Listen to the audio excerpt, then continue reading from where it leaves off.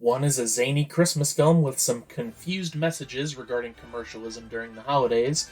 The other is less of a sequel and more of just a plain remake, and ends up coming across as a slightly higher budget Hallmark film. Jingle All the Way. They remade it.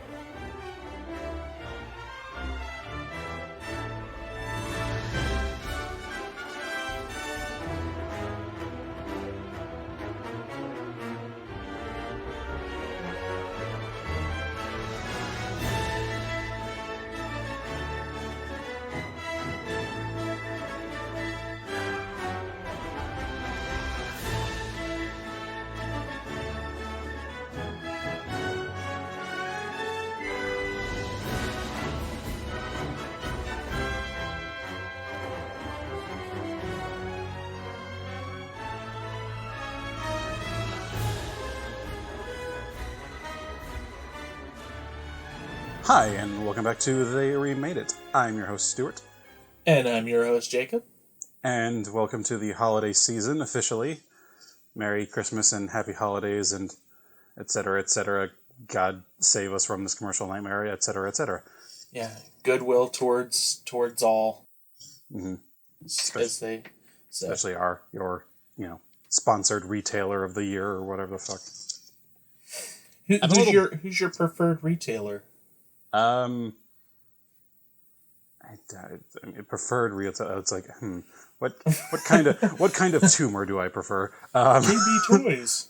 I don't have one. If I can buy something somewhere, then okay, that's all I need. I don't have preferences. Oh, that's nice. I've gotten a little jaded in my old age. Yeah, I'll say old age.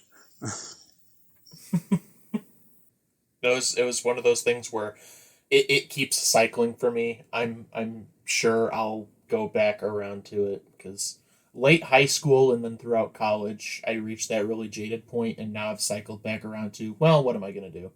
And I'm sure in a couple years I'll be bitter again. That's how it always goes with me. I look back at 4 years ago me, and I'm like, what was I doing? All the time. I'm working on it myself. Good old, getting help for the whole depressive nature thing. So that's helping out with the jadedness a bit. So, it's basically like medically diagnosed dickhead. Oh yeah, I've heard of that. Yeah. Well, I could make some sort of like charged joke at some group in particular, but honestly, I just don't have the care for it anymore. that's the spirit. And hey, hopefully, our two films today put you in a right holly jolly mood. Well, they'll put me in something, I'm sure. So to speak. So. Oh God, I prefer the movies. I prefer to just talk about what other movies we've been watching for now. Oh, okay. Yeah, let's not jump the gun. I imagine you probably have a longer list than me again. I've watched at least a couple things and like chunks of other things. So Slightly. Slightly, yeah.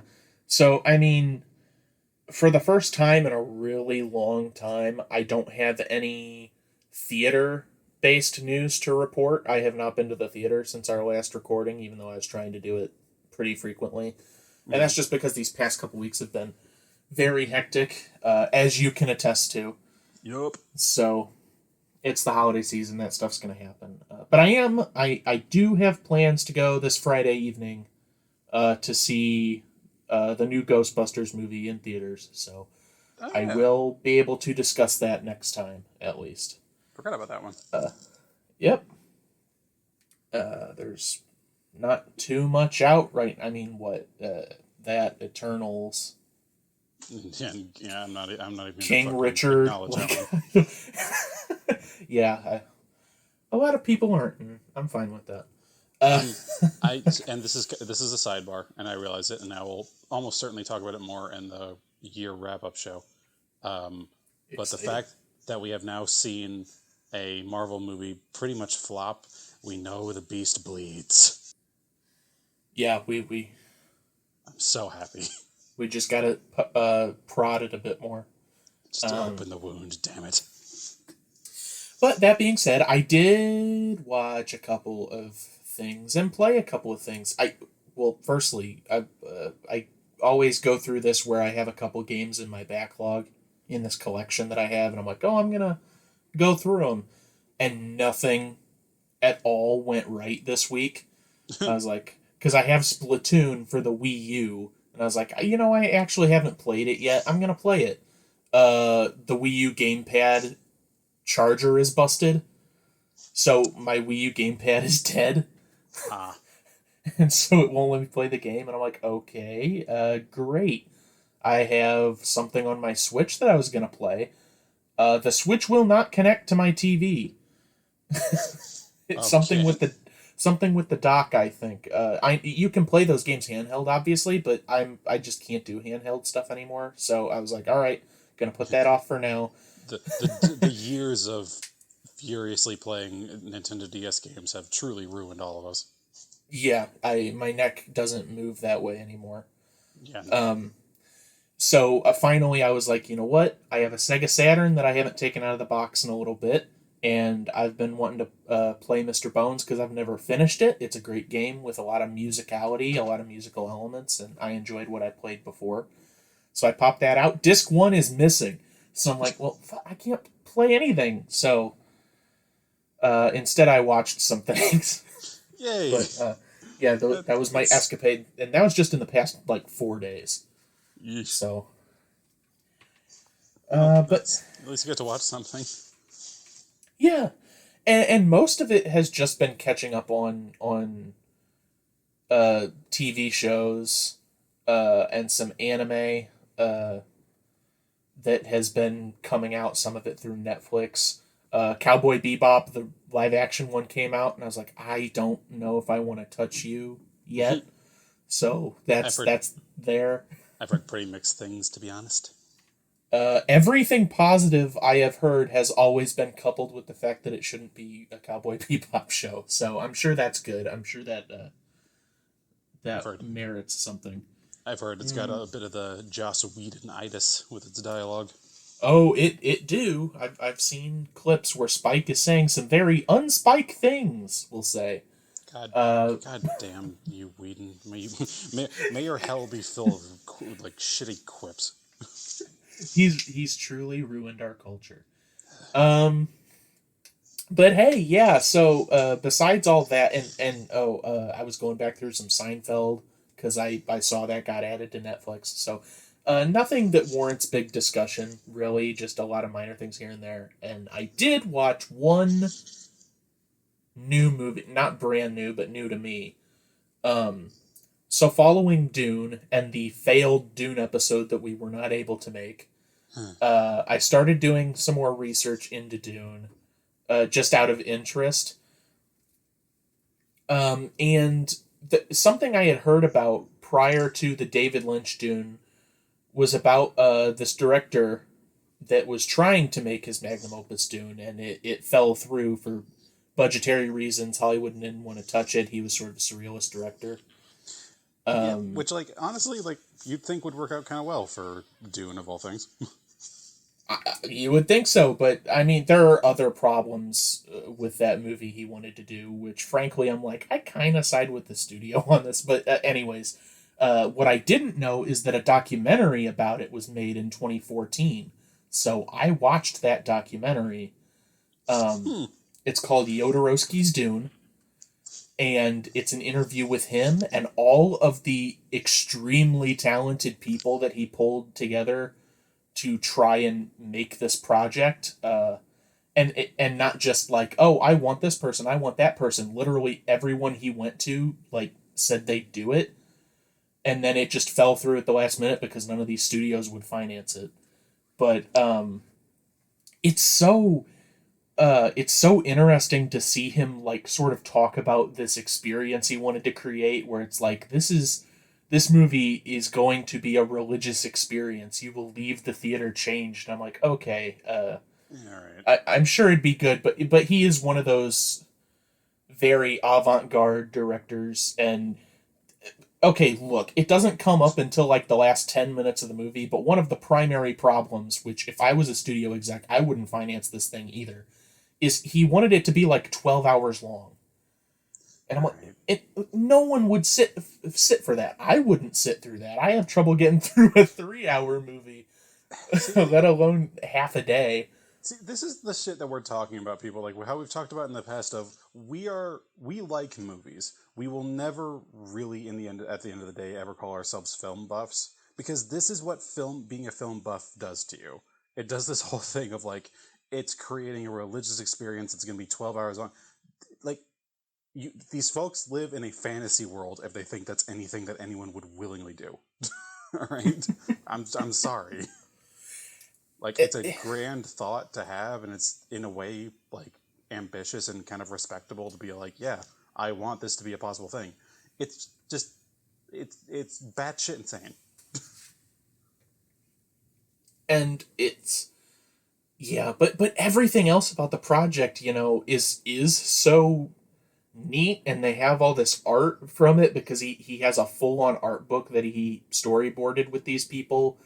And he was getting this guy from London who was doing sci-fi covers to design a lot of things on Arrakis, and he got H.R. Geiger to design a lot of the Harkonnens like ships and things. Damn. uh Salvador Dali was going to be the emperor. He actually got Orson Welles to agree to be Baron Harkonnen. Jesus And Christ. he met Orson. He met. It's my favorite part of the documentary. He met Orson Welles in Welles's favorite restaurant, I think in Paris, where he's like drinking 6 bottles of wine as late years Welles does. Yeah. And he describes the project to him, and Orson Welles says, no, I don't think so." So Jodorowsky's like, "What if I hire the chef from this restaurant to just come to the set and make you food every day?" And Welles immediately goes, "Yep, I'll be there." And so now Orson Welles is attached to the project. Wow. And I Pink Floyd was going to do the music. Like, Mick Jagger was going to be in it. And all these people said yes. It's like, looking at this is like crazy. I wish I could experience some semblance of this, but they never even got to shoot it. Was this And the man with the golden tongue? My God.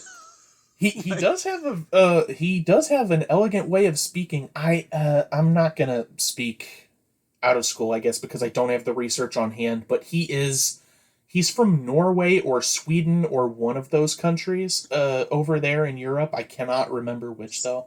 Scandinavia. Unfortunately, yeah, something like that, or maybe it even, I don't know. Um, but yeah, that was a really interesting watch. It's like an hour and 28 minute documentary.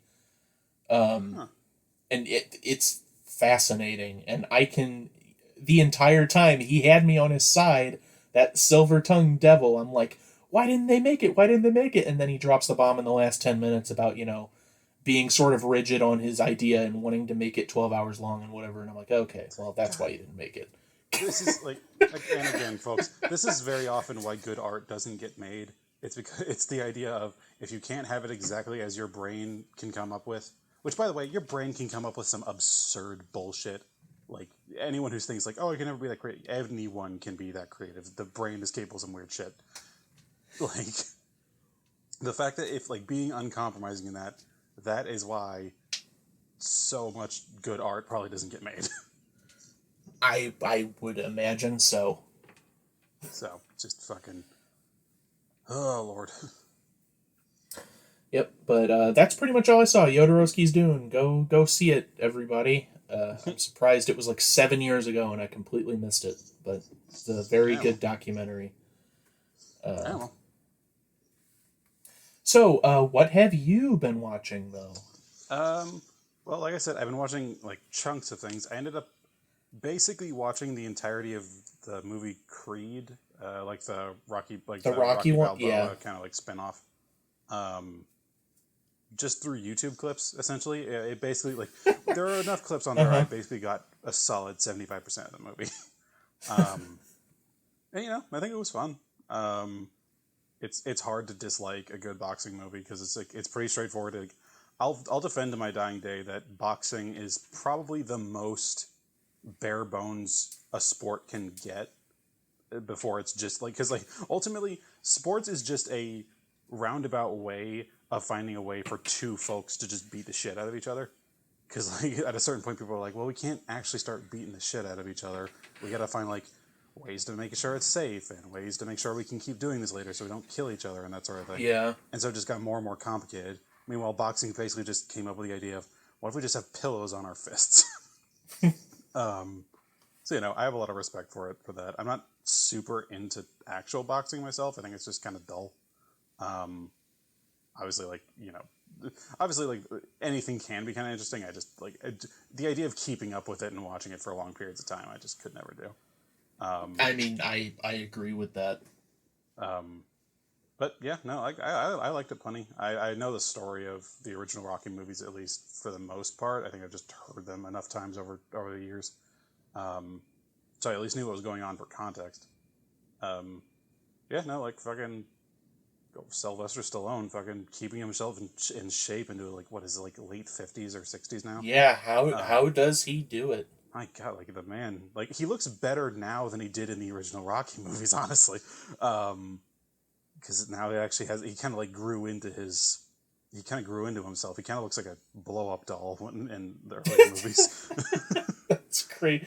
Now, slight sidebar. I guess both of us are using up our sidebars at the beginning of the show, but didn't Jackie Stallone, the rumpologist, didn't she pass away just last year? I have no idea. I think she passed away either early this year or last year. Huh. That literally means nothing. You just made me think of it. I was like, oh, I gotta say, I don't know at all. Did I bring up Sylvester Stallone's mom passing away on the podcast? I don't remember. I'm sure maybe. That's honest. I honestly couldn't tell you, bud. Oh well. But damn it, I can't remember. Yeah. Well, I So didn't really Creed. have a point beyond Sylvester Stallone looks good for his age. Michael B. Jordan looks great for his age, obviously. It was just a well-made movie. They had a really cool scene. It was like the first ever like one-shot like fight scene, like a boxing match. And it was really cool. So a lot of impressive technicals and everything throughout it. So yeah, solid movie. Very. I cannot think we could ever do the Rocky series on the show because it feels like it'd be impossible because we'd have to do like all the Rocky movies. It would have to be, yeah, we would have to figure out some creative way to do it, like what we've talked about with like James Bond in the past or something. So yeah, so, but if that day comes, then well, I've already at least seen this one. Yeah, I'm excited to talk about Paulie's birthday robot. Oh yeah, my favorite character. Beyond that, for movies, I also watched. I think the only other one I really actively watched was the Netflix film "The Harder They Fall." It was the Wild West movie with the predominantly, basically entirely all black cast, which they were all based off of real people like Nat Love, Stagecoach Mary, fucking Bass Reeves, the guy who the Lone Ranger was based off of, who was truly one of the most stone cold lawmen in the West. It was like not even a joke. But it was like they used the character names. They were basically nothing like the real life counterparts. I'm pretty sure none of these guys even really interacted all with each other in real life, from what little I remember when I was obsessed with the Wild West. It was okay overall. So much hype. I saw, yeah, sorry. Like I had seen it, advertised around a lot, like everyone being like, "Oh, this is really cool," like in the whole black cast, and like, yeah, like that itself is pretty cool. It's kind of a mess as far as the story goes. There's a lot of like, the characters feel pretty generic overall. Obviously, the main guy is kind of a smooth talking, kind of chauvinistic guy who kind of has a harder edge by the end. the main love interest is a no-nonsense bar owner who's also, like, doesn't get pushed around by the guys sort of thing. And there's also just, like, a lot of different plot points that kind of, like, start to do something but don't actually mean anything. It's also weirdly predictable by the end. I'm like, also, well, predictable is the wrong word. It's kind of like, it sets up a situation where you're expecting, where it's meant to be like, oh, this character has been basically offered this ultimatum to kill this person, but if they kill this person, the bad guy technically wins. It's like, oh no, it's terrible. And then they actually do end up killing the person. I'm like, oh, okay. There was no... Just kind of move... guess we're just going to kind of move on from that. Like, a few characters die. Like, obviously there's, like... It sets up a cast of characters that, like, you basically, like, put a counter on their heads of, like, okay, when are they going to die to raise the stakes, yada yada. And even then, they die pretty much with hardly a word. It's just, like, there's a lot of weird... Not even really loose ends. It just doesn't really seem like anything kind of coalesces into anything specific. It's just kind of like, it really just starts out, Old West guy is scorned in his youth by some villain. He grows up resentful to go hunt down this villain. At the end of the movie, he does hunt down villain, and that's it. It's like, okay. Nothing super special about it. It was still, like, it was pretty well made. The, action scenes were good, but it's just, it was kind of hard to see the point, ultimately. Mm-hmm. So, like, I guess go see it. I don't know. I mean, I'm just, like, I'm not necessarily saying you specifically. I mean, I like westerns, but there's definitely better westerns. Right. There's also a lot worse ones. So, honestly, it has done nothing essentially in the end. I think though that covers it for what I've watched. Beyond that, I've just been playing games because, like I'm sure I mentioned before, new laptop that can actually play games without bursting on fire. The main one I've been doing has been Deep Rock Galactic, which I don't know if you've heard of that one, but it's basically just like, oh, you're a dwarf in a team of dwarves in the future in space, going onto a planet and basically fighting the monster bugs from Starship Troopers. And that's basically it. Okay. Like, it's fun. It's like you're in a team of 4, like, other folks and everything. You kind of have different objectives. And it's honestly a lot of fun. Okay. Yeah, that sounds like fun. Yeah, it's like quick matches usually. I mean, like, obviously more complex ones take longer, but yeah, it's everything from, like, you just go down to mine a certain mineral and then you got to get the hell out. Sometimes you got to escort this big, like moving drill to get to a specific resource. Sometimes you have to, you're basically creating an underground, oil refinery that you have to defend. It's good fun. I spend the majority of my time playing that. Okay. What was that game that we played in college? It was also space based, and you were in groups of 4, and you'd go down and do tasks. Helldivers?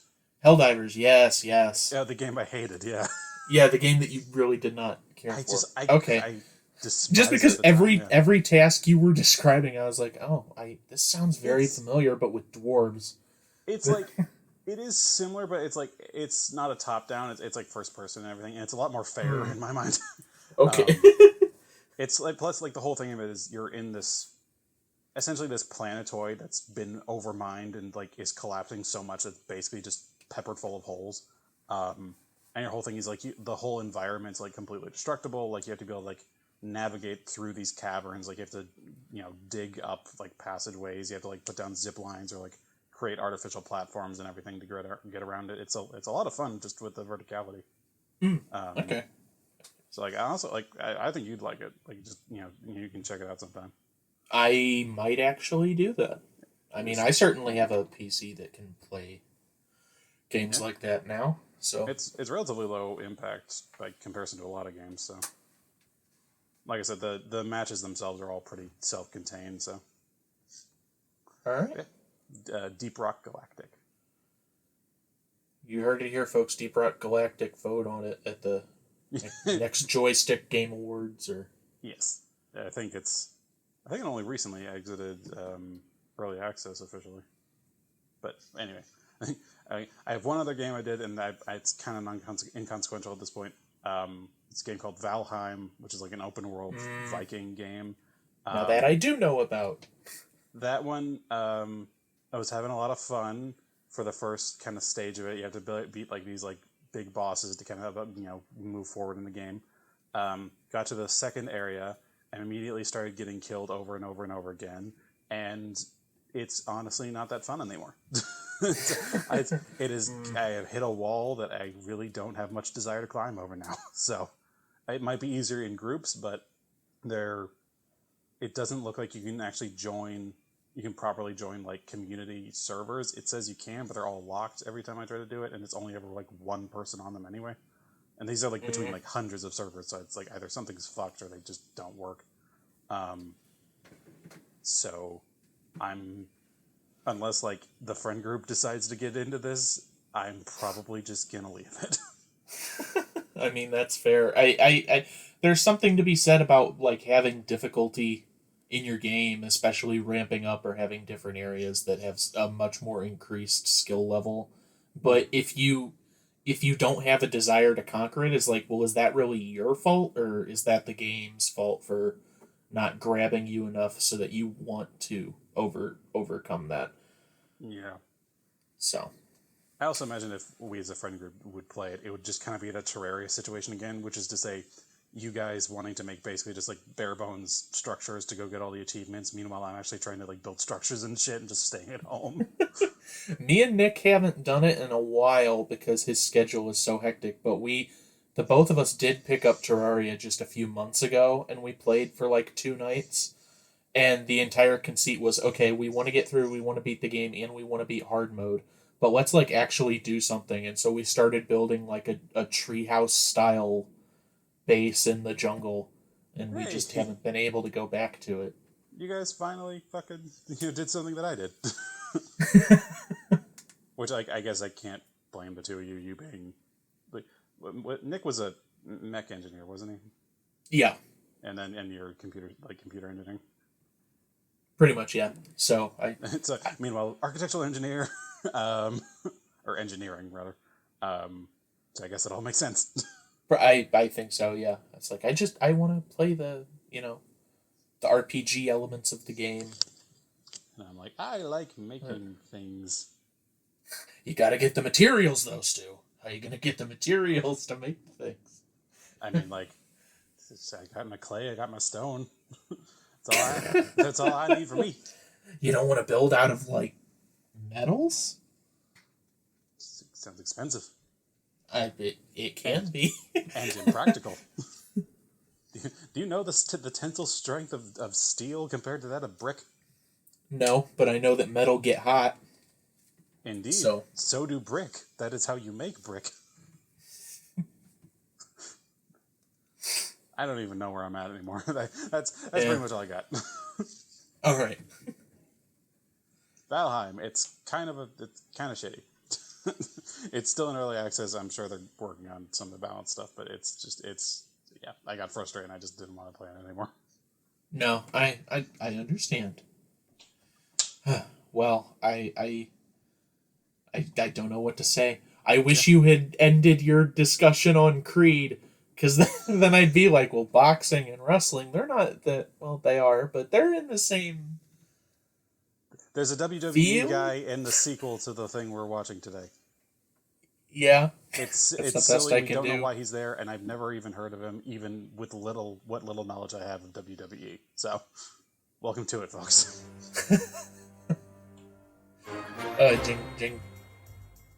Jingle all the way. Yeah.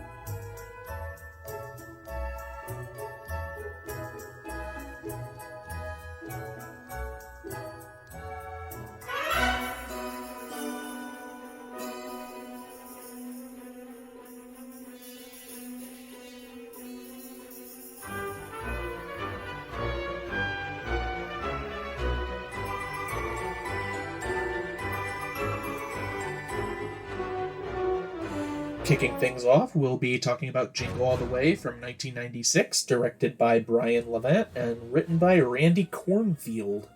Workaholic Minneapolis mattress salesman Howard Langston, played by Arnold Schwarzenegger, loves his wife, Liz, played by Rita Wilson, and 9-year-old son, Jamie, played by Jake Lloyd.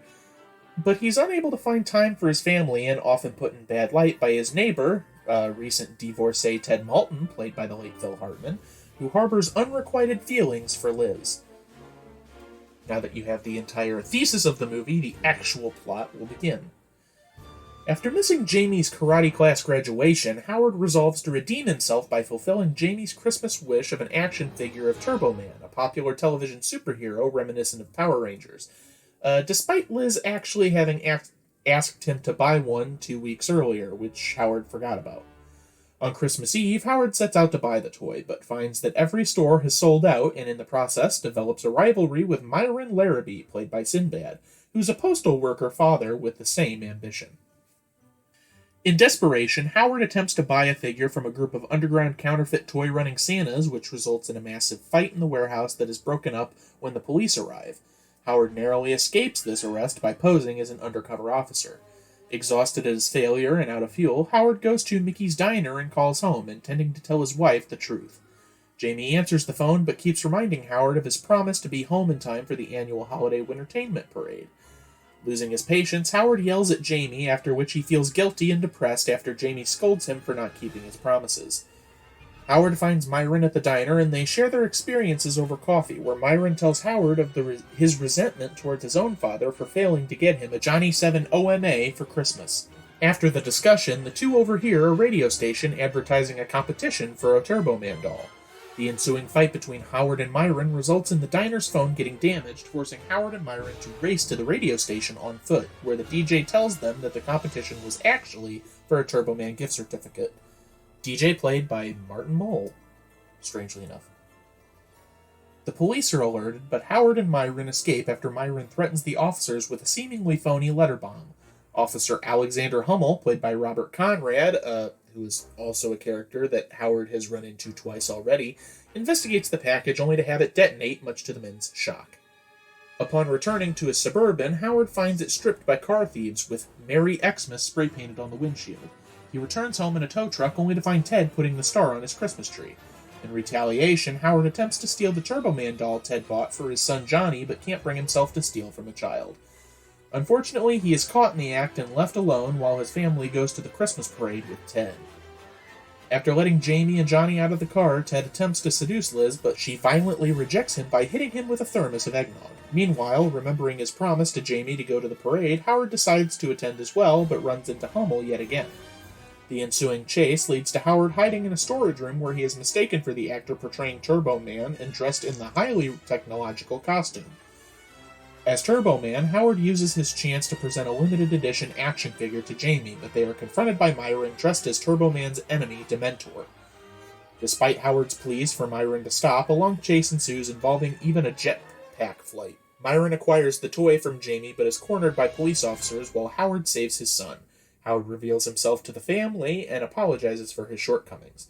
The police return the toy to Jamie as Myron is arrested, but Jamie decides to give the toy to Myron for his son, proclaiming his father as the true hero.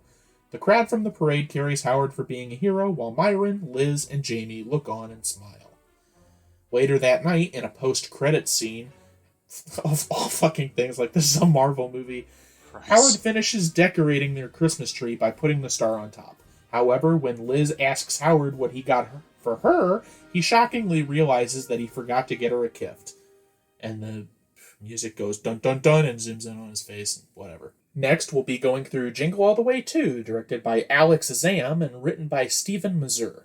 Truck driver Larry Phillips, played by Larry the Cable Guy, competes with the current husband of his ex-wife, the wealthy businessman Victor, played by Brian Stepanek, for his daughter Noelle's affection, Noelle played by Kennedy Clements. And yes, her name is actually Noelle. Sorry. Larry tries to find out what Noelle wants most by surreptitiously opening Noelle's letter to Santa Claus after offering to mail it for her. He then tries to buy what he believes is her heart's desire, a Harrison the Talking Bear toy, which also happens to be the toy of the season.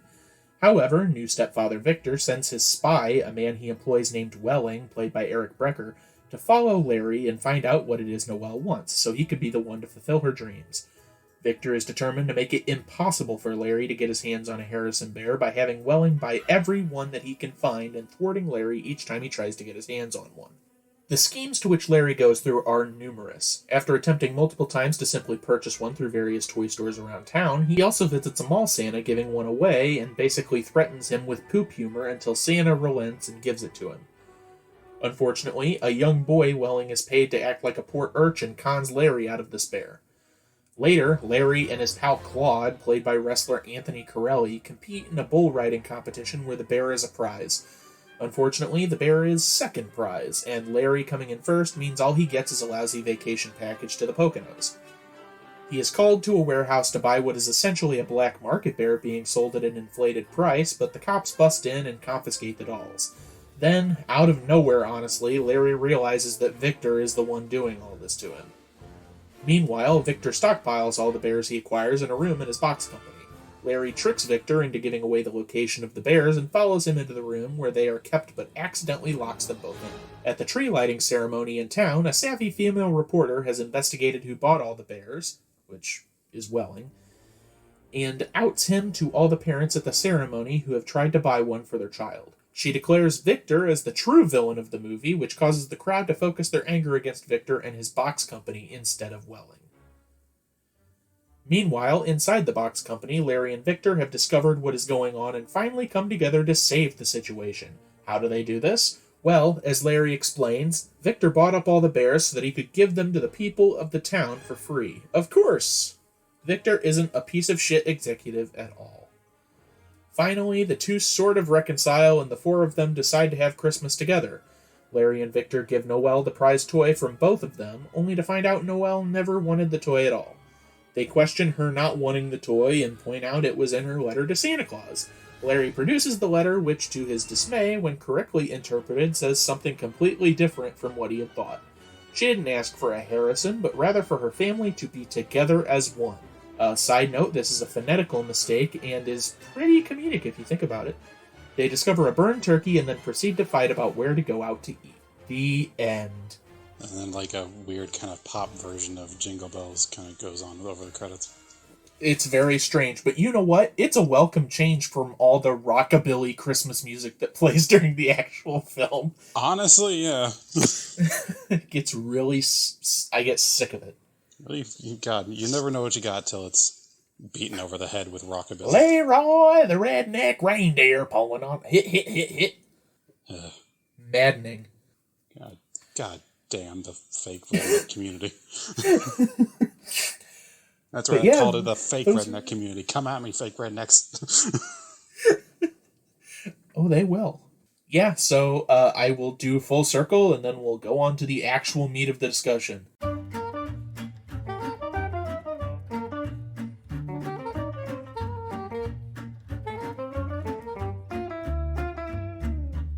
Alright, so we have a number of full circle entries this time, which is fucking upsetting.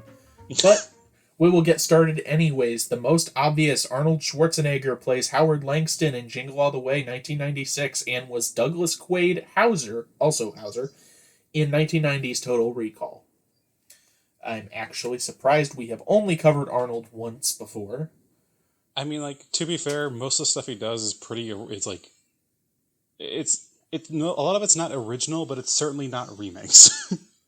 That's true. I just, yeah, maybe I'm wrong. I know there's a Kindergarten Cop #2 with Dolph Lundgren. I don't know, maybe we'll do that sometime. Yeah. At least Kindergarten Cop is a good movie. But yeah. Well, debatable, but continue. Well, that depends. I guess. I like it, but anyways. Greg Bronson plays a toy store shopper in Jingle All the Way and an upscale passenger in 2001's Rat Race. Uh-oh. And Harvey Korman plays the president in Jingle All the Way and is the voice of Floyd in The Secret of NIMH 2, Timmy to the Rescue. Do you remember... That is a deep fucking... Do I remember anything from Secret of NIMH 2? No, I do not, Jacob. I wasn't going to ask that. I was going to ask, do you remember there being a president and a first lady in Jingle All the Way? Because I I think it honestly may. do not. I think it may have been like a newscast thing, like meant to be like a message to the nation to sort of shit. I don't know. Like the Maybe. fucking movie shows in the '90s loved doing the whole thing of like, oh, it's like we have the president on the TV giving context or like making it seem like a real world or some shit. I don't know. It's stupid. Right. I was taken aback because I was like, I was actively watching this movie and it says not only Harvey Korman is the president, but Lorraine Newman is the first lady. And I was like, what the fuck? I don't remember seeing either of them. So I must have zonked out for like a minute. But whatever. I mean, like it clearly wasn't that consequential. So No, not at all. Anyways, uh, two more for 96 Jingle All the Way. First, Jim Belushi, of course, plays the mall Santa, the one that escorts Arnold to the warehouse full of evil Santas, and plays Patrick Martin in Little Shop of Horrors, 1986, the musical version, of course. yeah.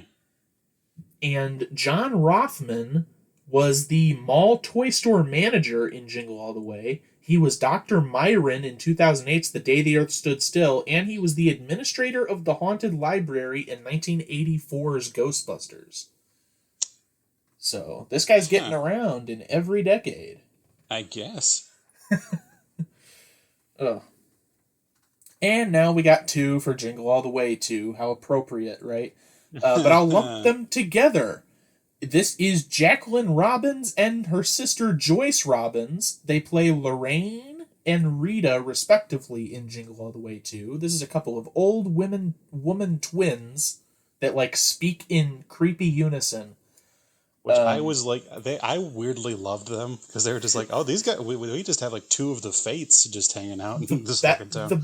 The only good part of the movie, I think. Yeah, like the Zarina city sisters, the Russian folklore thing. Yeah. However, we have seen these actresses once before. They played the blind twins in the Nick Cage classic from 2006, The Wicker Man. Oh my god. That is them. Holy shit. How do you get slumming it in the Larry the Cable Guy movie? Are these two, is this a connected universe? Yes, it's the same. Larry is going to be in the statue next. They ended up retiring from the creepy like cult island and came to this whatever town in this Hallmark world. I think they're there to recruit, and honestly, Wicker Man 2 will be Larry the Cable Guy getting burned alive. I fully expected just like the full Wicker Man burns down and he just steps out completely unscathed for no discernible reason. That's probably what they do, or he'd have like comedic Daffy Duck style explosive face. Yeah. Like, whoo, that was a hoot, I was burning like a pork rind. So, how do you get typecast as creepy, idiosyncratic, like twin women? Old women, no less. I don't know, but sign me up. I mean, yeah, like honestly, like if I could do that, I totally would. Oh, but that is full circle. Please, Stu, save me from this, if course. Only briefly.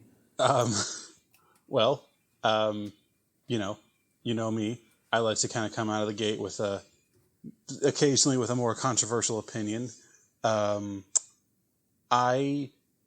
kind of hate Arnold Schwarzenegger. I really don't like him as an actor. That's fair. Kind of liked him in Total Recall, but only barely because it was very clear, like, oh, it is absurd that this incredible buff man is living this normal domestic life, which is the entire point of the film, because he's literally a secret agent. Otherwise, I think his acting style is really cringy and really just does not translate well with just who he is as a person.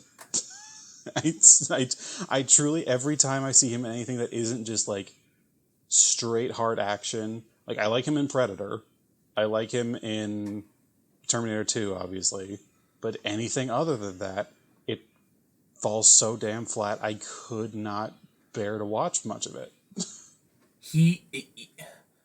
You cannot be putting this guy in comedies and expect good results. I know we talked about Kindergarten Cop very briefly earlier. The only reason I like that movie is because it's a comedy, but the conceit is that he's still like this action guy. He's just undercover, which I kind of find enjoyable. But like, yes, What? Junior or Twins or any of these other comedies he's doing. It's like this guy is he's out of place. He sticks out horribly. Austrian sore thumb. Yeah, I'm living in suburbia. That was actually pretty good. Oh, Yeah, like I just, and I've wanted to like him more than I have. But Jesus fucking Christ! Like if I have to listen to, like, it just doesn't make sense for him to be in this situation. Like, there's a movie, a pretty inconsequential movie, and it was pretty crap overall. But it's a Sylvester Stallone movie called I think just Jailbreak or something, where it's this dude whose entire profession is finding out how to break out of prisons, and Arnold Schwarzenegger is a side character, is like the secondary lead in it, and it's the closest I think he ever comes to be doing genuine comedy. He plays like a smart ass in it, like the whole thing. And he actually does it pretty fucking well. Like, it's like, okay, he is this guy who is still ultimately a stone cold badass, but he does it in a way that's like, oh, I'm just kind of like putting up with this shit and just having fun along the way, which truly just seemed like how Arnold Schwarzenegger would be just in real life. It's like, I was the governor for a while. That shit was whack. And so that's like the only case I can ever think of him where I was like, okay, he actually does shit that I actually genuinely laugh at. I'm going to be real. I can't think of a single moment in this movie where he made me laugh. he made me laugh. No, what I will say is, we may disagree on this, agree with this partially, whatever. Mm. This movie, I've never seen it before, but I've seen clips of it before, and I'm aware of its notoriety. I even used to quote the put the cookie down in college just because it's one of my all time favorite Arnold lines. Yeah, of course. That's classic. But it's strange. I don't understand the amount of hate that the movie gets because I don't think it's terrible. And I think that most of that has to do with Phil Hartman, who is doing this side story where he's like schmoozing Arnold's wife. Schmoozing is a And very generous word. he's a lech, but like sexual assault is more accurate. dude, I love Phil Hartman, and I'm sad that he's gone. I'm a huge fan of his work on The Simpsons. I like his bits on SNL. Like he fantastic, and I think this was the last film that he did that came out before his wife killed him. Yeah. Which is kind of sad to think about. Like, I mean, not just that, but the fact that it was this. Yeah. But he keeps me from like outright hating this movie because I love watching him any scene that he's in. I can't help it, and part of me is just imagining Lionel Hutz. For all you Simpsons fans out there, just Lionel Hutz is the character in this role. I mean, yeah, fair enough. Whatever does it for you. It's a work. Mine, it's a work like, of beauty. See, mine that kind of kept me through it, weirdly enough, was Sinbad. Like, Really? He was just so like the whole movie is absurd. Like, and Yes. I swear I'm going to talk about the sequel. We'll get to it. I will. It's a remake. It's not a fucking sequel. I don't care if it has a 2 on it. It has nothing to do with the original. It's anyway crazy. This whole movie is so over the top in every case. Like the movie ends with them having a legit jetpack fight. Like fucking Iron Man who coming in here, like doing it like 10 years earlier. But like Sinbad really is just kind of like in this and just decided, okay, fuck it. I'm going to chew this scenery like gum.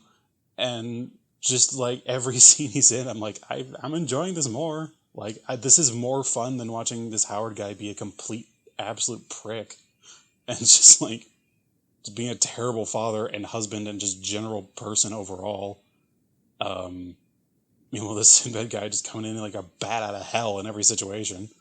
And like, just literally just in the end just decides, you know what? I'm totally in for the win. I'm going to dress up as the villain to this character and just completely go balls to the wall with the situation. I'm like, I can't help but respect that. That is his good moment. For me, but personally for me, Sinbad kind of gets on my nerves in this movie Yeah. It's weird because the entire movie is zany over the top to the point where there's like a scene in the warehouse that I mentioned during the plot synopsis where they're all beating up each other. Like a Yeah. big fight breaks out, and Arnold punches an elf, which is Vern Troyer, dressed as an elf, Hmm. and it sends him flying backwards, like all the way across the warehouse. Literal, like Austin Powers shit, I guess appropriate with Vern Troyer. So the whole movie is like this, but for some reason, Sinbad like participating in this like gets on my nerves. I'm like, can you just stop for like 5 seconds? But his turn as Dementor, dressing up as the Turbo Man villain at the end. I was enjoying that the whole time. I was like, yeah, he's like full in on it now. This his evil villain backstory of not getting a single toy, and so now he's an alcoholic whose life is in ruins. Okay, Yeah. It's but like let's just bring this all home. Yeah, like I had to respect the movie at least for that. I still didn't like. I still could not stand the Howard character ultimately, but like I think that's a pretty common criticism.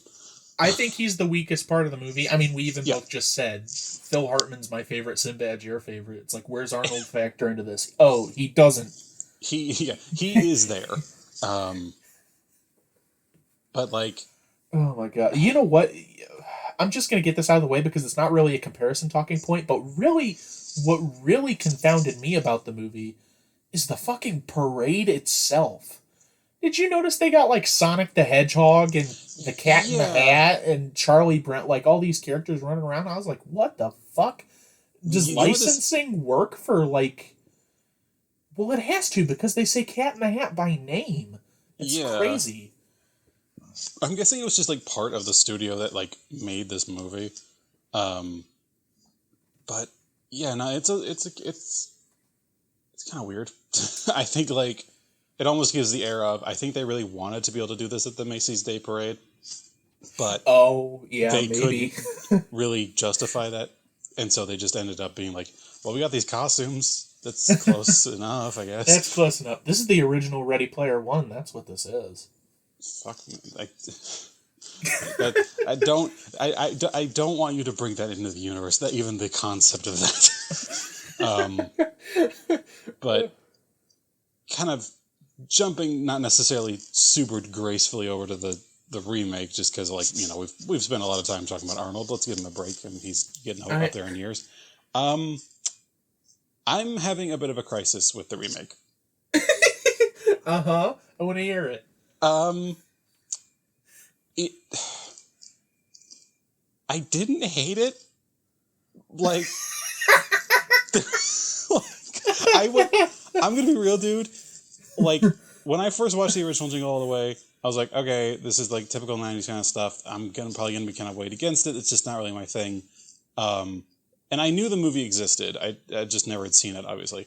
Yeah. And then finding the remake of it, I was just kind of like, I mean, like, okay, I can't imagine what this is. And seeing Larry the Cable Guy as like top billing, I was like, Jacob, you have to vet these a bit better. Like, my God, man. No, this time I knew. This time I knew. I had a feeling, honestly. But going through it, like, it was silly and it was dumb, and there didn't seem to be really many lines of logic, and there were a lot of like scenes or jokes that kind of like either went nowhere or just kind of like went straight to the end a lot quicker than I expected. But all throughout it, like, I couldn't, like, I had times when I laughed. Like, I had times when I laughed, and there were moments where it was like, this is just a silly situation. It's like, okay, what's going on? Like, there's a scene with when he's dressed up as like a homeless guy getting like this toy from the mall Santa, and he starts getting chased by these like church parishioners, and they're just like yelling "Sinner" after him, and I was like, this is just kind of silly. And it's just like, I don't know what's happening. It's like, and he's getting into this like teddy bear fight with Arwen from The Sweet Life of Zack and Cody. And like this whole thing of like, I watched Matrix 37 times. I'm like, that's silly and stupid, and yet it made me laugh in that situation because, again, it's Arwen from fucking Sweet Life of Zack and Cody, and it's just like this whole thing of like the scene where it's just like it's just dead out straight on shots of them meant to be like them hitting each other with the bears, and it's clearly like different like film aids hitting them with the bears just to kind of create this chaotic situation. I couldn't help but find it kind of charming. It was just, like, silly. They weren't trying to do anything super insane or special with it. It was just like there was a line of very like a genuineness going through the whole thing that I was like, I don't know why I'm ending up liking this in some ways. Well, this is a fucking coup. I know. It's admirable at the very least. I'll give it that, or I'll give you that. But I cannot. I fully understand it. I fully understand it, and like I have like I'm honestly more mad at myself that this is how I've come out of come out of this situation. But like, it's like there are so many times where it just isn't funny. But it's like it never tries that hard. And I think that's why I respect it as much as I do. Because, like, when Jingle in the original isn't funny, I know for a fact that they had, like, a whole thing of, like, setting up the whole thing of, like, oh, he's going to get chased by a reindeer through this guy's house out of fucking nowhere. And he's going to, like, set things on fire. He's going to throw flaming logs at these carolers. I didn't laugh once or have any good time in that scene exactly once. And I knew that was meant to be, like, this whole big thing, like, they were predicting, like, oh, the theater's going to be up roaring with laughter the whole time. And then I just looked back at the remake, and just, again, like, just thinking of random scenes, like, you know, just, like, the whole situation with the bull riding. It's, like, that's an absurd situation. And it's, like, oh, yeah, that's a silly, fun concept of, like, oh, that was actually just second prize. And that's the whole situation of, like, ironically being too good for the situation.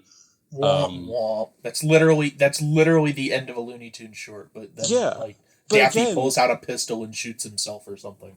But like again, the fact that it really wasn't trying any harder than like a lower budget Looney Tunes skit, I just couldn't necessarily be that mad at it when things fell flat, because I was like, I mean, like, yeah, a lot of this is falling flat, but like it's also probably got the budget of like a, you know, mid-sized sedan. I alluded to it in my opening stinger, but honestly, if Larry the Cable Guy was not in this, I wouldn't hate it as much as I do. I would just be like, meh, because it really is. It's a Hallmark movie, is what it is. Even the ending is so like I would see this on like the Lifetime channel or something. Yeah. But Larry the Cable Guy is waddling his way through this movie, and I cannot stand his shtick. It's weird. It's weird because a lot of times he doesn't necessarily try to be funny, and the obvious route to go through, especially for Larry the Cable Guy, is the same thing that they try to do with Arnold in the original. Like, he's an unattentive father, and he can be shitty sometimes, but they don't really do that. Larry the Cable Guy, in the world of the movie, is like the perfect father. He's just lazy. He's a trucker part-time, and he eats like Fruity Pebbles every morning. Like he's the antithesis of the Victor character, basically. But it's like the character itself is not designed to be funny, but Larry the Cable Guy still tries to do like his stand-up shtick sometimes. And I find that really irritating. He makes like 5 shit jokes in the movie. Like 5. I counted them. Yeah, those were definitely the biggest detractors. And I called one out in the plot synopsis because he literally... it's a hostage situation. He threatens this Santa. He sits on his lap and he's like, I just had Mexican. I'm going to shit all over your lap. And I'm like, this is what I was expecting the entire movie to be going into it. And you're right. To be fair, there's not as much in there as there could have been. But still, just his very presence drives me to the brink. I think I have the benefit that, like, I have somehow avoided basically any direct contact with Larry the Cable Guy's content throughout my life. Like, the extent of it, I'm pretty sure, was just Cars. He voiced Mater, right? Yeah. Okay, just making sure. I didn't want to just say that and be completely dead wrong. No, you were right. He was in Cars. So the unfortunate thing is that I grew up with Larry the Cable Guy, and Jeff Foxworthy and Bill Engvall, because my dad I was a huge Blue Collar Comedy Tour fan. Yeah, I'm not just going to throw my dad under the bus on this. His entire side of the family, to some extent, are big Blue Collar Comedy I mean, like, fans. And so I would be that's all. hearing these CDs in the car rides, and I'm like, oh my God, turn it off. Yeah, it's ultimately fine. Like, everyone's allowed to like what they like, but No, it's fair. But I'm very sorry that you were subjected to that. Like, I feel like you're owed financial compensation. I just, the fact that I've been able to avoid it as I have means, like, I went into this and saw him in it, and it's like, I didn't really have any particular expectations for the guy. And so, even when he was doing the bits that were clearly meant to be stand-up bits, I was just kind of like, okay, this is just a dude just kind of being stupid. Which, like, again, gets a lot of leeway in my book, because so much shit in the original is basically just chaos, but a lot of it, it's what's like the colloquial term, an idiot plot of, could this situation be avoided if all the characters involved were not complete idiots? I'm like, yes. It makes no sense that this guy is as dumb as he is. He's just absurdly inattentive and just, like, gets himself fully into the situation. And I feel I don't feel bad for him in this situation. It's like, yeah, dude, this is weird, and you're getting all the shit fucked up for no reason. Whereas everything that happens in the remake, it's like, okay, this guy just is a stupid character. That's his whole point.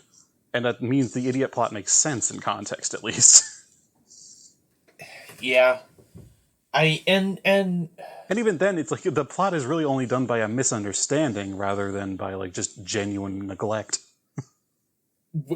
One, true.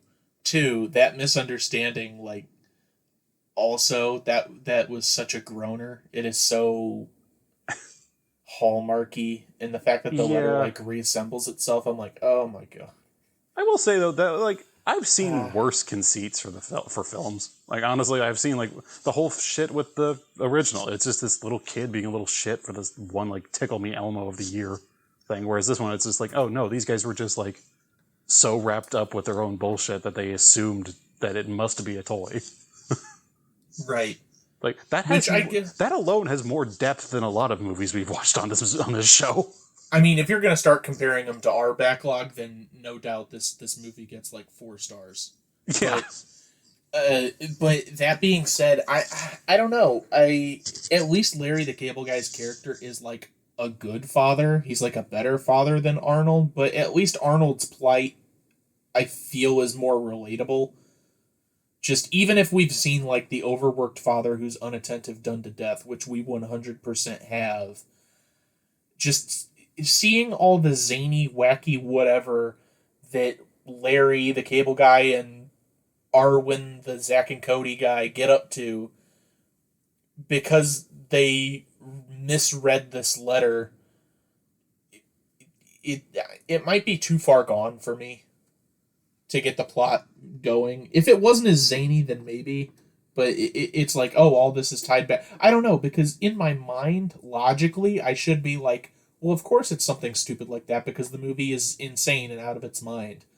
But having watched it and, like, experiencing it, for some reason I feel like it should be more grounded or something to, like, tether some aspect of this movie to reality. I don't know. I think I ended up just buying into whatever weird quasi world they've invented. Like, Hallmark movies do have this beautiful tendency of, like, they are able to turn this one small town basically into the entire world. Like, they have a revolving newscast and this one news reporter, like, constantly updating on just, like, local stuff. Because, like, these are, like, local channels showing, yeah, like, because I guess it's a small town, yeah. This small town of, like, oh, this specific town that has run out of this specific toy. And that's all that's on, and that's all that they're needing to report on. And they're reporting on it with such genuine, like, attentiveness and everything. I'm like, okay, I'm pretty sure this is just the only town in reality in this world.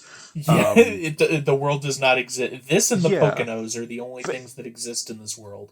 Basically, like, and just like with the addition again of like the shining twin girls and everything, I just have fully bought into that this is just an oddball world that they're in, and I'm just like kind of going with it, and it's not so oddball to the point of like, you know, like Tim Burton-esque stuff where it's just like kind of just like off-putting. It's just like things are just kind of weird here, and that's about it. It's like I kind of like I was weirdly able to buy into their world somehow.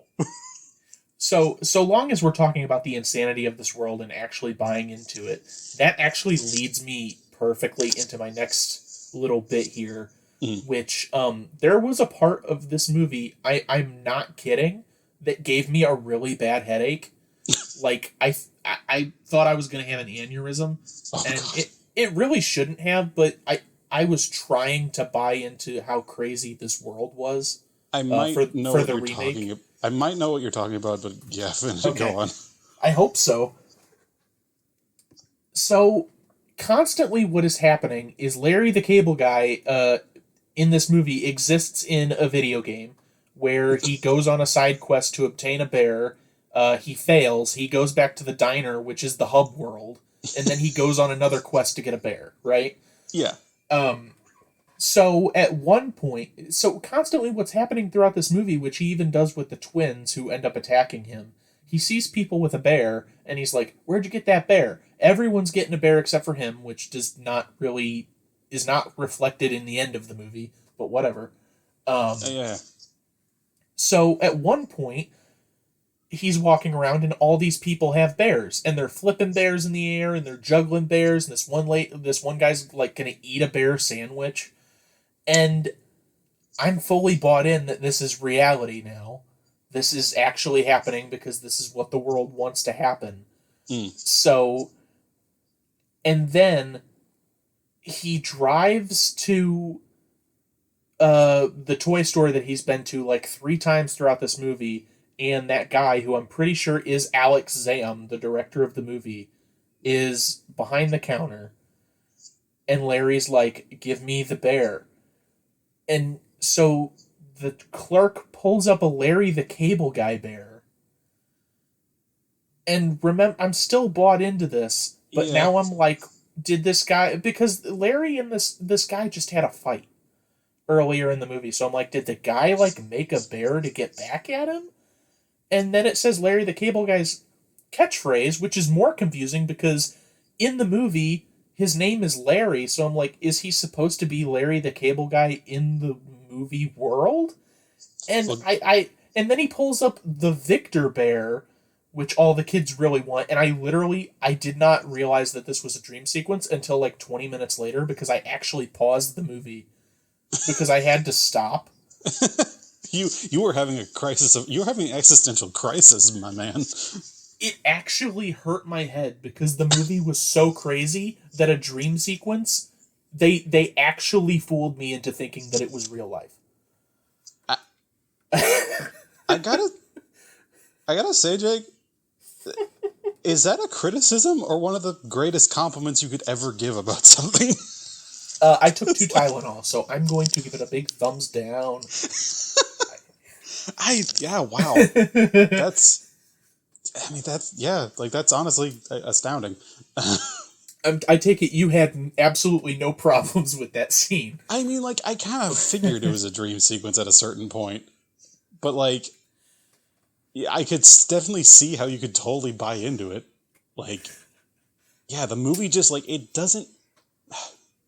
This movie is so fucking weird. Okay, like movies are usually able to just kind of establish tone pretty directly out of the gate. The original did it just with like, you know, it opened up with the whole like action sequence with the turbo doll thing. And just like the whole thing of being like silly, and it's like, oh, you know, this isn't actually reality, but oh, it turns out, you know, things are actually pretty crazy and wacky and action packed. This movie, the remake, is so weird with its tone, and that it is almost impossible to tell where the point is when it actually establishes it firmly. That I can't tell if it's infuriating or brilliant. I'm pretty sure it's just infuriating. But like, the fact that could happen for you, And the fact that I could never get too angry at it, like physically, I just could not bring it in myself to be like, this is so bad I need to pause it. I normally need to pause movies a lot. Like normally, like I have a thought in my head or whatever. Maybe it's just the fact that it's basically just a Hallmark movie, and they're basically just like eating. It's basically like the white rice of movies, where it's like, if you can't handle that, I don't know what you could handle. But I was able to pretty much watch this thing through start to finish with minimal pauses for like moments of like, that was actually weirdly funny, or what the fuck is going on there. Like, I it, I don't know what's happening, Jake. That's crazy to me. Also, was that the scene that you were thinking I was going to bring up, or It wasn't. I think it was. I think the thing was like, I think it was gonna be like when they were having like the weird like back alley handoff when they were like with like the the little person like as the elf and everything. Oh yeah, I sort figured, of reflecting the warehouse stuff from the first yeah, movie. like I figured that was gonna kind of be it, just like of how like. There's nothing of again. It's nothing overtly absurd about the situation because, like, okay, yeah, all these characters have been established. They're not directly poking fun at the guy just because he's short and everything. They even show him to be very competent as a person because he's straight up judo flips Larry, Mm-hmm. and he's just like he clearly is friends with, the like the main clerk guy, and so like it actually all feels very serious, and doesn't feel like it's more just like, oh, this is just kind of a situational thing, and so. I figured that was gonna be it for any number of reasons. But again, like just looking back on it, I'm like, I feel like that scene should have made me angrier, but I'm not. It was well enough made. It was like it didn't go anywhere, but none of the movie went anywhere. Also, did you like the bit that they keep bringing up with the toy store clerk where he goes through all the holiday stuff, and Larry gets frustrated. He Oh, really just wants to be like, Christmas is fine, yeah. okay? You, I think at one point he goes, yeah, Merry Christmas in all those different languages, which It's something to that effect, yeah. yeah, in the movie, which in the movie is fine because the character is a stupid guy. So I don't know. Maybe in the world of this movie, the conceit is Larry literally thinks Hanukkah is a different language for Christmas. But in the real world of Larry the Cable Guy is an actual person, I'm like, you piece of shit. Yeah, exactly. You Don't be that guy. Like I can't. Like, how are we still having these jokes? Like, oh, there's other holidays around this time. That's a really significant time of year. Like, fucking shut the fuck up. Yeah. Plus, not to get, I don't want to get into politics, but I mean, Larry the Cable Guy is that person in real life. Yeah. So Like, fucking, we walked ourselves into this one. Come on. For yeah, fuck's sake, the what are original you gonna movie do? had a guy who was a governor for a long time. He was the governor. That's true. Oh, but and the thing is that it's strange. Arnold's presence in the original movie is definitely a detractor. Don't get me wrong, but everything else around him, for me at least, makes up for it. I guess it's sort of like The Borrowers, which I would have hated a lot more had. I guess it's sort of the inverse of The Borrowers, where, to be honest, I don't like a lot of that movie, but John Goodman and everything he does in it saves it for me. This is like the inverse, where it's like Arnold is actively trying to wreck my enjoyment of the movie, but everything else is making it so that I don't. If that makes any sense at all. I Uh, think. It's like, I think so. Um, I like all the people they bring in. I like Martin Mull. I like Robert Conrad. I already praised Phil Hartman. They get Curtis Armstrong in the last second. He as the I don't remember the name of the character. He's Turbo Man's sidekick character. You know, oh, they get all these fun people in. Uh, so I don't know. I still enjoyed it and had fun with it. It was just like another zany '90s whatever, which as bad as those can be, I found it. I just found that I don't know. Maybe I was overlooking the most of the really crazy elements of the remake until that fucking dream sequence that tricked me. And was just looking at the milk toast Hallmark movie that was sort of built on top of. Yeah, I And think maybe just that's my fault. I don't know. I don't, I truly don't understand why my brain likes certain things certain times. So like I don't fault you at all for like not finding anything near as interesting as I seem to have found with this fucking film. Um, and honestly, it probably just does come down to bias, I guess, because I can't I I cannot stand secondhand embarrassment films where like the whole conceit of it is like this character has ended up in a situation that is truly like cringeworthy and everything, of like, oh, he's having to do all this absurd stuff to get this doll and everything. And it's just like, I end up putting myself in those situations and I'm just like, I just can't. And 90s movies do that so goddamn much. Like that's their whole thing is secondhand embarrassment for me. And so it's just difficult for me to enjoy them for long periods. Like there are scenes and everything like I can enjoy, like for as much crap as I gave it the absurdity of it, like that final action sequence in the original was, yeah, it was funny and stupid. I loved it. I think, I still wanted to root for Sinbad's character in the end because I still think he's just funnier. But I know comparing that to Arnold's like fucking, that's a low fucking bar. But god damn it, with the new one, there's just so many moments where it could have gone to like an nth level, like loony, like the original one did. And if it had done that, I would have immediately just been like, I'm done. This is too much. It's stupid. But the fact that it kept it within Hallmark movie levels means that it never broke that threshold for me. I never got to the point where I was like, okay, this is just a truly cringeworthy situation. Because again, with Larry the Cable Guy's whole persona, there was never a moment where I felt like I could truly be in that situation. It's just, he's just kind of bumbling around. It's like, okay, yeah, this is just silly. It's like, I'm not meant to find any kind of direct connection with this character. It's just kind of, he's just kind of doing his best. It's just like... Right. And I mean, I get what you're saying with the secondhand embarrassment stuff too. I think because it's not as absurd as the remake, don't get me wrong, but it has some of those absurdist elements, which I guess maybe keeps me from getting the secondhand embarrassment because I'm like, I'll never be in this situation. Yeah. But I totally get what you're... I mean, that's why I don't like Ben Stiller or any of his comedy, because I would say 90% of the movies that Ben Stiller's in, it's that he is like the average guy, the put upon guy, and the world is out to get him, and Robert De Niro's out to get him, you know? So, I get it. Yeah. I don't... Maybe I just have a soft spot for Hallmark movies, honestly. I think I could get right down to it. I think, like, that's one of the few, like...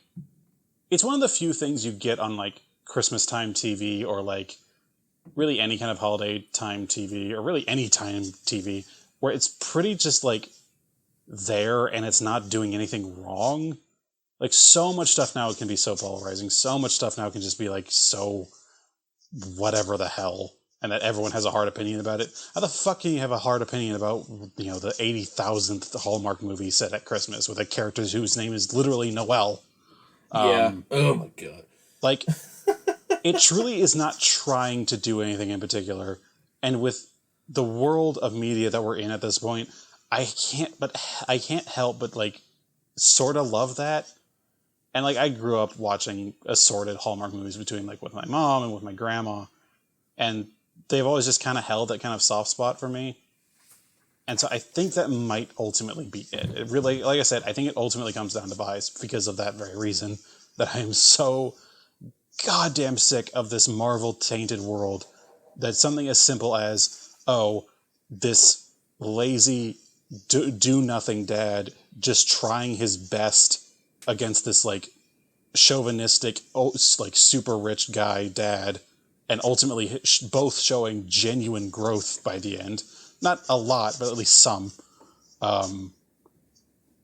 Is enough for me to, I don't know, like, reignite my heart a little. Like, my soul doesn't feel as dead anymore. I think, for everything we've said, I think in reality, one of my main issues is just how stationary a lot of those movies feel. Mm-hmm. And some of that is because it takes place in a small town. Everyone knows each other. There's not many places to go. But it feel how do I explain the if I were to like take the settings and the backdrops of each of these movies and like draw a graph, the original Jingle All the Way would be like a jagged line from point to point going everywhere, Mm-hmm. and the remake would be it would look like a flower. There'd be a circle in the middle that represents that fucking diner, and then Yep. each little petal loop would be like oh, this is the toy store, this is the warehouse, this is the homeless shelter where he cons homeless people. This is the tree farm, which also oddly doesn't go anywhere. Did you find that strange? I barely The even Chris remember it. Yeah. he went to that Christmas tree farm because his daughter guilts him into getting like an actual tree. And this woman, I don't know, the way that her and Larry interact, it feels like they're setting up like a romantic thing, but it doesn't go anywhere. I feel like that happened a And couple of times. he doesn't end up getting a tree either. Yeah. So what the fuck? I'm sure there's some like someone did a brief film analysis that this is like some variation of like Purgatory or something. Oh yeah, someone did a creepy cartoon fan theory for Jingle All the Way too. Which, like, I feel like could be describing any Hallmark movie. Ultimately, I think that it really kind of does sum it up as like the fact that these kind of movies don't ever go anywhere. It really they're just in purgatory. They are just like in this situation where you can't leave. The two central conceits to any kind of plot is one of two things. It's either a man goes on a trip or a stranger comes to town. Yes. And I guess the original is a man goes on a trip. Ultimately. Yeah. Because he's going through all these like exotic, like weird, shitty situations. I don't think there's really anything because it's ultimately like a man goes on a trip for the remake, but he doesn't really go anywhere. A man goes on several short walks. Yeah. Like that's kind he of what it is. He loops around the block 4 times. Yeah. And every time he stops, he gets more food at the diner. Yeah. But like deep fried everything. Hold the salad, which was hilarious to me. But yeah, like again, like there was a lot of those moments where I was just like, oh, for fuck's sake. I honestly, like, ultimately at the end of the day, you can't really ask for much more than that in some occasions. Like, there's a situation for everything, and sometimes you just want to walk around the block. Honestly, I guess so. I think I'm just so drained from all these movies that have to set up these insane universes or these insane setups, like hearing teasers years and years in advance. I've been getting the fucking like trailers or months and months in advance. I'm getting the fucking trailer for Scream 5 for months, and it feels like a year now. It's not even Halloween anymore. Scream 5 and Eternals. Every time I go to the movies, I see those trailers. Yeah, I'm just like, can we stop? There's got to be other movies. One time, and I got the trailer for that new Coen project, and I'm like, oh, show me that again. Yeah, like that was the Macbeth one, right? Yeah, it looks so good. It looks so good. Like, show me that every time. That's the kind of shit I mean. It's like, why can't I miss just something that was just straightforward. It's like, here's a movie. Here's when they are doing something. And I'm going to talk about this more because an actor I think I really like, it's something Selvig. He had a whole like talk about like, there's a recent movie that came out called The Last Duel that flopped pretty hard, and fucking what's his face? I think it was Scorsese actually. It was Ridley Scott, and he like lambasted folks saying like, oh, it's like the whole like millennial generation, they didn't like care like some shit about watching things on their phones or whatever. And this guy Selvig, who's like the same age as Scott, basically came in and was like, no, and basically ripped that theory to shreds. It's like, no, it's because this whole environment that's been created in the film industry by Marvel and all these big budget things are destroying the concept of just a single film. Like, you can't do mid-budget films anymore because they don't get any of you can't have that sort of thing anymore. Like, one thing they said is that the movie One Flew Over the Cuckoo's Nest, it showed in theaters in Norway for something like revolving for something like 20 years. Like, movies just like stuck around and just like entered the popular zeitgeist just over time like that. You cannot do that anymore. Like, you can't just have a movie just staying in the theater. Like, you can have it brought back like 10 years later maybe, but with how fast and how money driven all these movies are, you just can't. And so, especially not in just the streaming sort of climate period. right. People aren't going to theaters as often, and I'll say I've actually heard decent things about The Last Duel, and I'm interested to see it. But that is not a theater movie for me. I could care less whether I see that in the theaters, Yeah. to be honest. And honestly, for me, like, I think the conceit is it's honestly kind of like, eh. And also, it's basically just being like, oh, That's fine too. It's like, oh, it's another situation of medieval times when a dude is basically just like pushing himself onto a woman. The woman gets blamed, and people have to die for it. It's like, that's not a great thing to hear about, folks. Like, we still deal with shit like that now. No, we're over it. We're past that. Yeah, we're on to the next thing, which I don't know what the fuck the next thing's going to be. Jingle All the Way 3. Oh, God. But to end this diatribe and this weird soapbox I found myself on that was driven by a Larry the fucking Cable Guy movie, I truly think the only reason I have as much respect for this movie as I do is simply because of that whole idea of everything just has to be this massive fucking thing now. And I just can't stand it anymore. Like, just as something as simple as a guy just doing his best, and it's not like, ultimately, no one has to die, no one has to be in horrible situations, no one has to get arrested. It's ultimately just like, things are just okay. They could be better, but they have certainly been worse. And I'm like, that's fine. That's enough for me to be like, yes, this is a good movie. So, I don't even know how much we need to, like, restate our theses, rewrite the conclusion of our essays here at the end, because I think we pretty well stated the camps that we're in and why we're in there. I'm sorry if I've been long-winded about this. It's just, I'm genuinely, like I said when I started talking about it, I'm having a crisis with this. I don't understand what's happened. It's all right. I like 1, you like 2. Yeah. Or 1.5 or whatever. That's really, that is a really dumb name for it's this stupid. movie. This should not be called stupid. Jingle All the Way 2. It's that like was a mistake. They did, like, they could have just called it Jingle All the Way, or like Larry the Cable Guy's Jingle All the Way. Like, that would have been fine.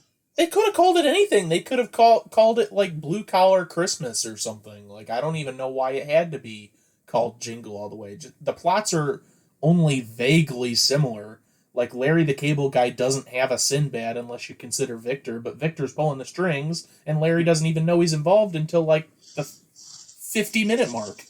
Like, you could have called this movie anything.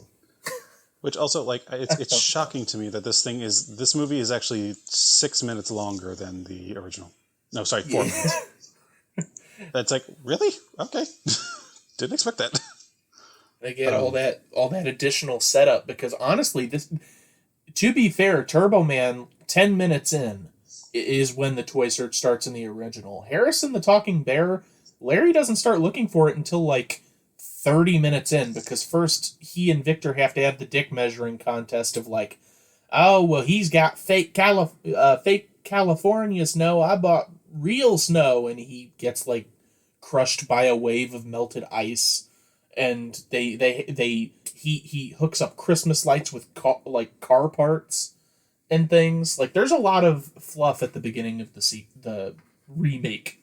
Also. Yeah, there's a lot of parts in this movie where it's just kind of like, okay, it's like moving on.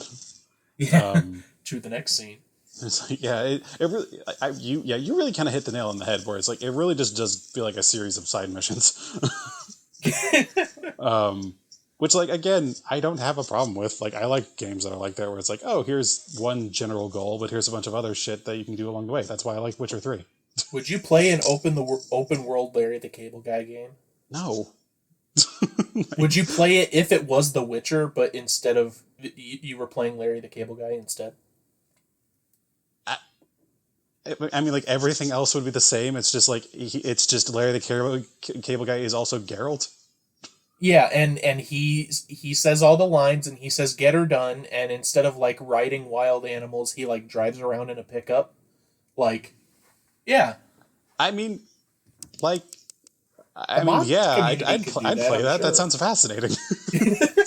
Like, I'd want to see, like, it's basically just like like, I don't know what the fuck, why I wouldn't do that. That sounds like I know it'd be Larry the Cable Guy, but the pure juxtaposition between that and a truly macabre world that is The Witcher, like, yeah, that sounds like a character study. I'd do it. I'd give it a whirl. Yeah, I'd definitely like to see a Hallmark movie centered on, with instead of Larry the Cable Guy, it's Geralt. Oh, okay. No. That'd be fun. That would be fun. For some reason, I thought you were gonna say like a Hallmark movie fighting game. I don't know why I don't know why that is what I thought. I mean, that'd be fun. That'd be fun too. Do they even have a roster, really? Or would they just use like the actors and actresses that appear in all their movies? And I'd say actors and actresses. I think they'd probably just want to get some like aggression out. They've probably been so twee for so long. They just need to kind of like Candace Cameron beret mains. They just need to start fucking putting on the gloves and start swinging. God, we need to start writing this shit down. These are good ideas, people. Yeah. Philistines.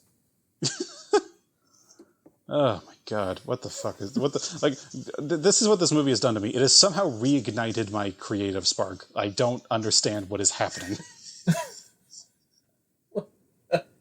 I guess Jacob, how on God have I spent so many minutes in this one episode, like, waxing philosophic about like movies at large and like the concept of like grander movies versus like small scale movies versus like Blade Runner. I didn't talk about shit this much.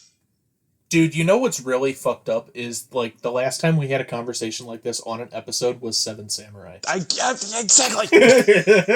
This is what Larry did. What the flying hell?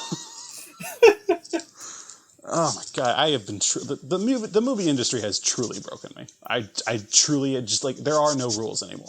Like, for me, like, anything could be good. Anything could be good. Anything that is purported to be good is probably shit. I can't trust it anymore.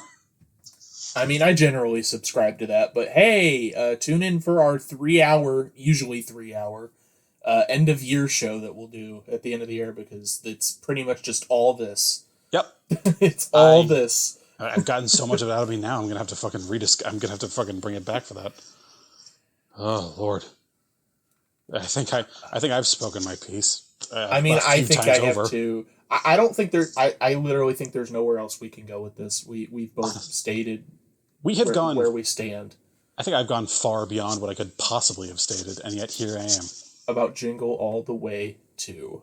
I am, like, normally at the end of these, I'm usually like kind of drained and being like, okay, I've gotten all like my kind of like creative juices out and everything. This shit has literally done the opposite. It has gotten me like, I want to go like write something now. Like, what the fuck? Actually, like, I got to get something to eat. Maybe that'll tire me down. But well, yeah, obviously. Yeah. I'll have that for like 10 minutes. Then the ADHD will kick in somewhere. I'll be like, I'm going to sleep for a month. God damn you fucking, what was his name? Daniel Lawrence Whitney. Yeah. Oh yeah. His real name. Surprised you remembered that. I mean, it's kind of hard to forget. It's both so not his name, and also it's so, like you said before we started recording, so milquetoast. Yeah, it's a very vanilla name. Yeah.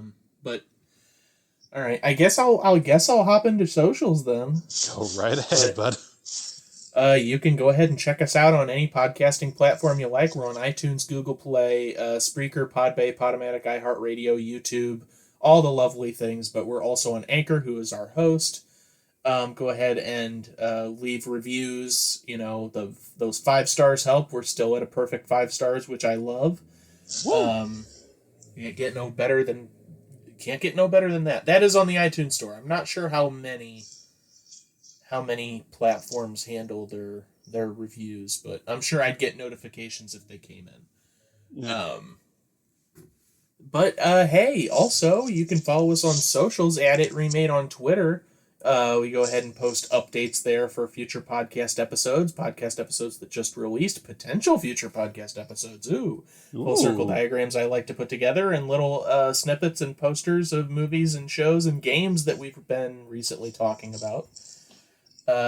Watching, playing, what have you. And go ahead and send us an email, theyremadeit@gmail.com, with any reviews, comments that you have, disdain if you have it, or suggestions. We just recently got another batch of suggestions, which we will definitely be looking at for the year of 2022. Heck yeah, because we don't know. Okay, you know a lot more remakes than I do. I don't know jack shit. And when someone sends me things, I'm like, yeah, more laziness. Yeah, I could just do this and then thank someone. That's my job. It's like we get to have a film that we get to review. I don't have to do the work, and I actually feel good for for commenting on someone's effort to enjoy our show. Yeah, it's a triple win. Thank you all for facilitating my laziness. Oh, but that is it for socials. Oh man, I truly did not expect it by the end. Like I said, going into this is like I got some words to say. I really did think by like the 1 hour mark, a lot of my like gusto would have been gone, but no, here I am at the hour, and at least for recording, the hour and 42 mark. I'm sure like once edited down, it'll be a bit less. But yeah, it will. But like, what the hell? I honestly feel bad that I didn't talk about the original nearly as much as I probably should have. But ultimately, like, what can be said? But then again, what could be said about the remake? I think we did service as well, because the main talking points you brought up for the original are kind of the exact same ones that I had, whereas we kind of diverged on the remake, which lent to more discussion. So I think it was good for what we could do. Yeah, fair enough. Lord above. Like I'm not even kidding. I'm probably like I've been trying to do some more like creative work. I'm probably gonna go do that after this. I've been trying to work on like some D&D homebrew stuff and everything. And I'm just like I got some juice left in me. I'm gonna go try to flesh out a bit more of that. That's nice. Yeah. If I wasn't already tired because I get up so fucking early, I might like work on some video game stuff and there's some writing. So maybe I'll put that on the docket. See if I feel the same way tomorrow. Yeah, fuck it. Yeah. I can't believe I ever say this. Thank you, Larry the Care. Nope, can't say it. Thank you, Danny Whitney. Alex Zam, which I can't fucking say that name without giggling because that's just fun. Alex Zam. What the hell was that? Randy Cornfield. Thank you. What the fuck are these movies? I think that's enough. I've had it. Welcome to the Christmas season, folks. For once we also have another Christmas one coming at you next time. So one more finale episode, and it's a big one. Well, it's a big topic, but yeah, I'm excited for it. I'm genuinely excited for it. So. I'm looking forward to it too. Yeah. So I'm sure many of you probably guessed it by how hard I teased it in the previous one, but whatever. Miracle on 34th Street. Hooray! And the remake where it's set in space. Oh. Or like a miracle and zombies on 34th Street. Yes, that's true. Yes. All right. Well, I think I've had enough. Okay. As always, I am your host, Stuart. And I'm your host, Jacob. Have a good night.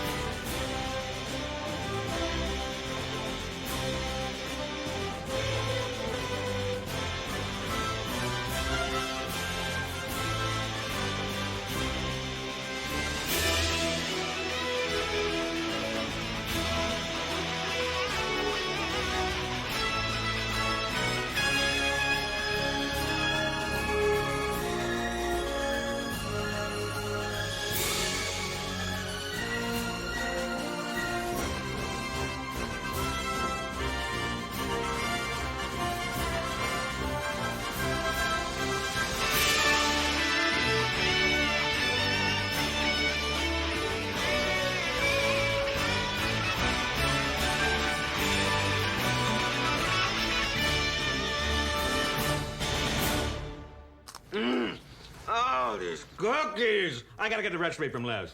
Put that cookie down now!